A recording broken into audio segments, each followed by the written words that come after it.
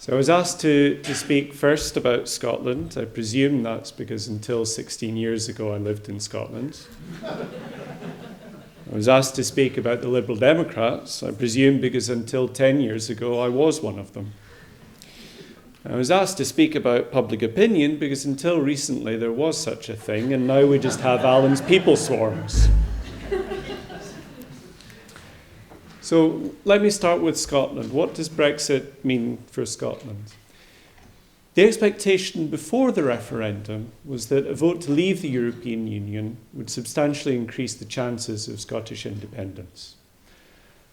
As far as the polls suggest anything, they suggest that that expectation hasn't been borne out and that there has been no great upswell in support for independence. Why is that? Well, I think it's because the principal arguments which relate leaving the EU to Scottish independence were arguments which convinced those who were already disposed to vote for independence. So one argument was that Scots are naturally more Europhile, and so any attempt to take them out of Europe will be met with resistance. And whilst it's true that Scots are more Europhile than English or Welsh or Northern Irish people, not all Scots are. And it's more true that of those Scots who were in favour of independence, most of them were more Europhile. And so for the people who already supported independence, they were very convinced by this argument, but other people less so. The second argument, which was going to lead from Brexit to Scottish independence, concerned left and right. And the argument was that Brexit would signal the ascendancy of a conservative right, and because Scots, in addition to being naturally more Europhile, are also naturally more left-wing, they would resent that and would vote for independence as a way of implementing more left-wing policies. But just in the same way as with this previous argument, this is the kind of reasoning which convinced people who are already minded to vote for independence. If you look at the different left-right scales that scholars of public opinion use, those people who supported independence, those people who vote for the SNP, consider themselves already on the left. So the task, if you want to campaign for an independent Scotland, is not persuading people that Scotland needs to be more left-wing or freed from right-wing shackles. It's about reaching out to persuade other people closer to the centre. So that's my explanation for why it hasn't made a difference so far. But I have to say that I do think that Brexit substantially increases the chances that Scotland will at some point become independent. And I think it does so because it disarms one weapon which was particularly potent for the unionist side in Scotland's independence referendum. And that's the element of certainty. In 2014, Scottish voters were asked to decide, in the terms of the No campaign, to decide between a possible future and the devil that they knew. And Scots voters, by a majority, chose the devil that they knew. What Brexit means is that we don't know what the UK is going to become now. That element of certainty is gone. And so I can imagine in a future independence referendum that the SNP will make an argument which goes along these lines. You say that leaving the UK will damage Scotland economically. But you Conservative ministers can't agree between yourselves on the economic impacts of Brexit. Why then should we believe you when you make negative forecasts about an independent Scotland? I don't like that argument. I think it continues to dismiss expert opinion. And as someone who is occasionally described, perhaps unwisely, as an expert, I like the idea of expert opinion. I think there's some value in that. So although I don't like that argument, I think it's anti-intellectual and I don't like that, I think it's a very effective argument. So I think for Scotland, Brexit does increase the chances of independence. For the Lib Dems, I think it would be unfair to describe the Lib Dems as repositioning themselves towards becoming the Stop Brexit party. But on a scale from diamond-hard Brexit to the softest, most cotton wool-like soft of soft Brexits, The Lib Dems are clearly positioning themselves towards the softest possible end of that spectrum. And some people are going to interpret that as frustrating the will of the people as expressed in the referendum. So I think that is an opportunity for the Lib Dems, because you might not agree with that policy.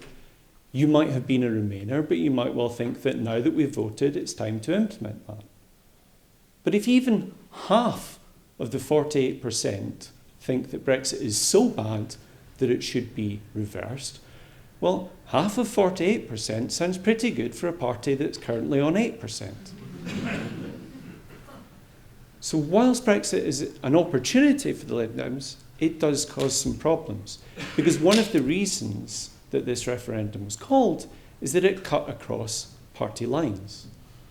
And so the Lib Dems will have to make a choice. Do we give up on some of the seats that we had in 2010, seats in the southwest, perhaps seats in Norfolk? Do we give up on those more rural seats that we had in 2010 and concentrate on urban seats full of graduates where we can take the fight to Labour? So for the Lib Dems, Brexit means an opportunity, but one which imposes difficult tactical and strategic choices. So the last thing I was asked to talk about was public opinion. And here's maybe where I don't disagree so much with Alan, but I find things to be slightly simpler than he does. So amongst political sociologists who study the UK, there's a famous quote from the 60s by the German academic Peter Polzer, who said that class is the basis of all British politics and everything else is mere embellishment or detail. And I think for all the reasons that Alan's pointed out, we would never make that kind of sweeping statement today. But if we did have to make a sweeping statement, I think we would talk in terms of education being that single key factor. And I think that education, or rather qualifications and certification, does explain many of the other things that Alan mentioned. So when we think about the rural or urban divide, where is it that our graduates go when they finish university? They're probably going to stay in a town or large city. Are our graduates going to be asset rich? Students in the audience, you can tell us afterwards. My guess is you're going to be pretty asset poor.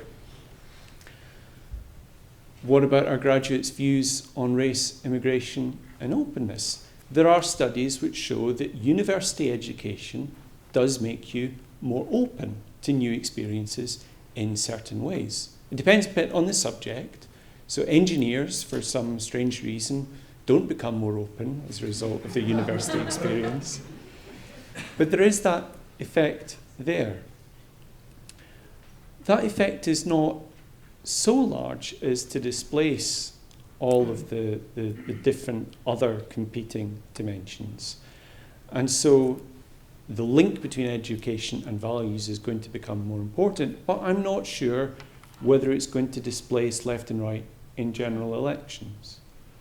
So when I go back to the data on the last election, people who study public opinion build up different scales. So there's a left-right scale, there's an authoritarian, libertarian scale. And the authoritarian, libertarian scale is composed of many of the things that Alan mentioned about how do you want to bring your children up? Do you think it's more important that they be respectful towards authority or that they question it? The left-right scale still remains more important for us in explaining how people vote. It's followed in second place by the authoritarian, libertarian scale. And maybe in future elections, that scale and those values will become more important. But they're not there yet. And I don't think that in a future general election, people will necessarily have Brexit at the forefront of their minds. So I'm in slight disagreement with Alan, but only very slight. So what does Brexit mean? Increased chance of Scottish independence, some hope for the Lib Dems, and some changes in public opinion, largely connected to education and largely connected to, I presume, what our students are doing in the classroom. Thank you.